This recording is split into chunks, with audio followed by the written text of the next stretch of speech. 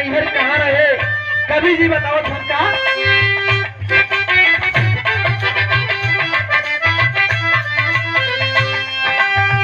देव कालिकाऊआ से अइली बंदुरहिया।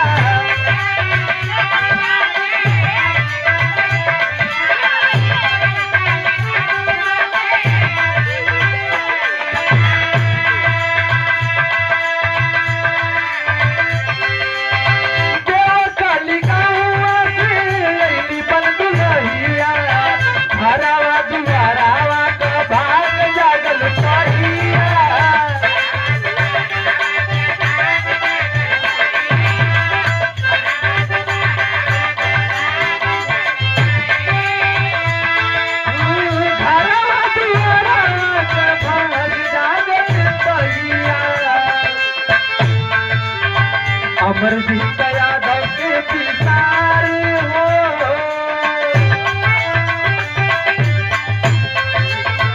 एक बार साहब की परम आदरणीय आप चाचा जी अमरजीत यादव जी का दर्शन हो जाओ। कहना हो आपका माता जी रही ना दोबारा तेरही ना हुई और दोबारा ये कलाकार माता जी के तेरही में ना गई है। यही से एक बार आयल बनी जाता आप लोग एक बार हमन के आशीर्वाद दे दे बस कहना होगा।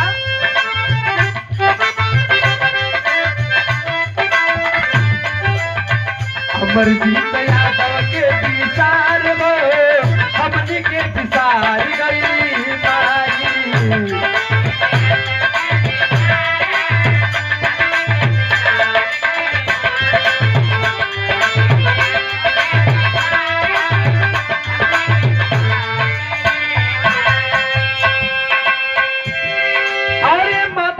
परिचय ले लेवल जा।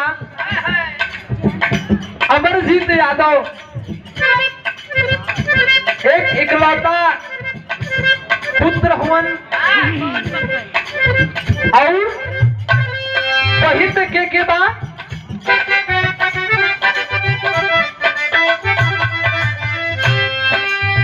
रामावती देवी से चार पीढ़ी दिया।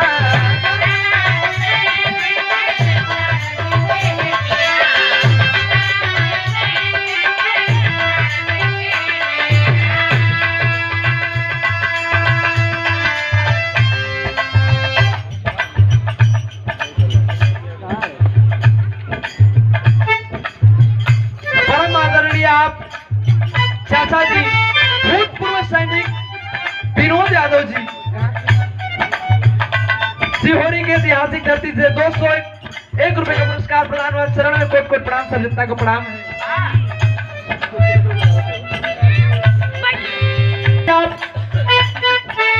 राजमुनि यादव सिहोरी के ऐतिहासिक धरती से 51 रुपए का पुरस्कार प्रदान हुआ। चरण में कोट कोट प्रणाम, सब जनता को प्रणाम है। लेकिन कहना है का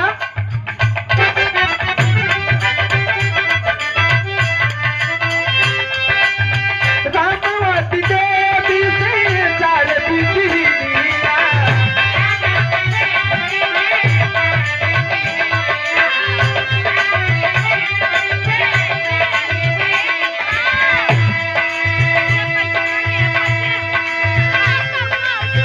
मालती सरोज संजू मालती सरोज संजू सासू बनी।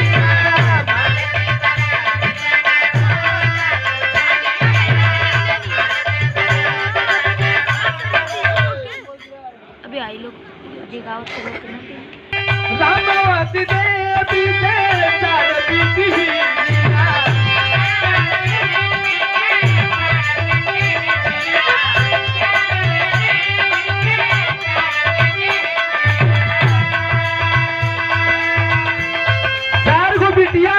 के मालती सरोज संजू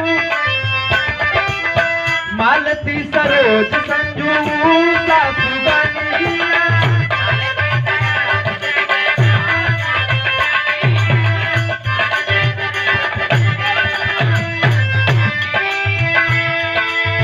मालती सरोज संजू सासू बनिया।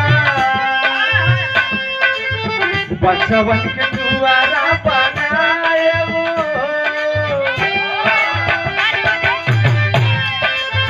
बचवन के दुआरा बनाए हो हमन के दुआर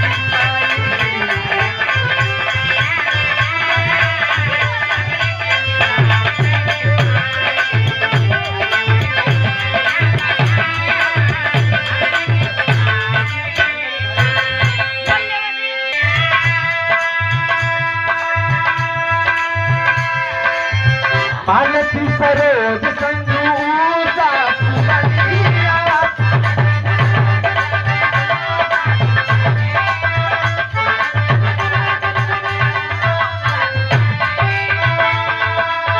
पालती सरोज संजूता सुबनिया बचवन के देखा पिसारू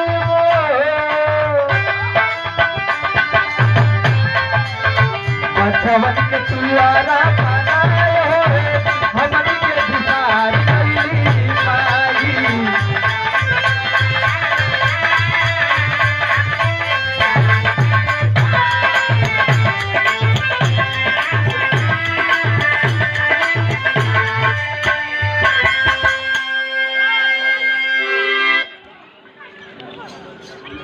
मिठाई है सर। अरे बाबू ना बोले जला जाते एक बार समझल करा कि परम आदरणीय आप अमरजीत यादव की बड़ी बहन आप माता जी के सबसे बड़ी सुपुत्री मलती यादव मालती यादव जी चरण में कोट कोट प्रणाम 101 रुपए का पुरस्कार और एक कपड़ा का सेट दे के सम्मानित किए चरण में कोट कोट प्रणाम ये दिल आपको बहुत आभारी रही संजू चल अमरजीत की छोटी बहन और माता जी की छोटी बेटी संजू ना संजू यादव परम आदरणीय आप संजू यादव जी आपके तरफ से 101 रुपए का पुरस्कार प्रदान हुआ ये कम के भाव पर चरण में कोट कोट प्रणाम हो ये सरोजा यादव संजू से बड़ी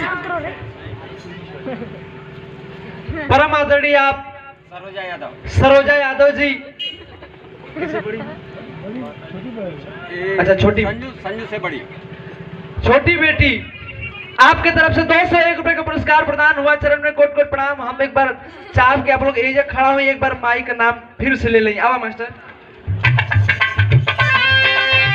रामावती देवी से चार बिटिया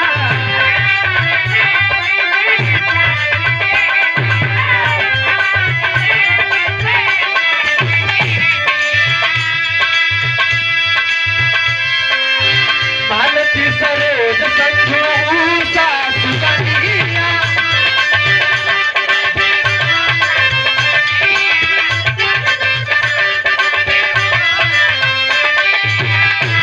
मालती सरोज संजू सासु कन्हैया बचवन के दुआरा बनायो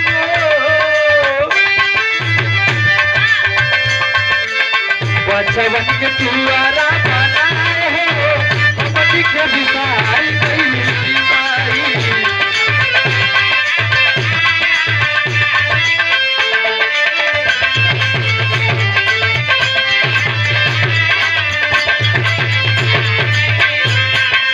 पप्पन यादव अमरजीत के छोटे भाई